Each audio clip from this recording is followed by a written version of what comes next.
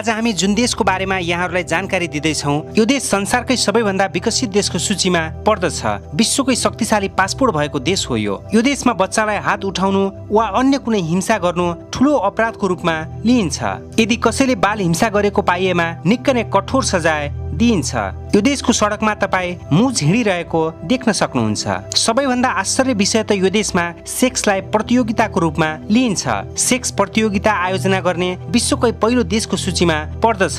हो साथीहरू, आज हामी कुरा गर्दैछौँ स्विडेनको। साथीहरू, उत्तरी युरोपको बाल्टिक नदी र बोथनियाको खाडीको पश्चिममा अवस्थित स्विडेनको पूर्वमा फिनल्यान्ड पर्छ भने पश्चिम र उत्तरमा यो देशको सीमा नर्वेसँग जोडिएको छ। दक्षिणमा भने डेनमार्क अवस्थित रहेको छ। प्रकृतिले वरदान दिएको यो देशको मनमोहक दृश्यले जो कोहीको मन पनि प्रफुल्लित पार्दछ। त्यसैले त यो देशको अद्वितीय सुन्दरता हेर्न लाखौं पर्यटक आउने गर्दछन्। सन् 2019 को तथ्याङ्क अनुसार यो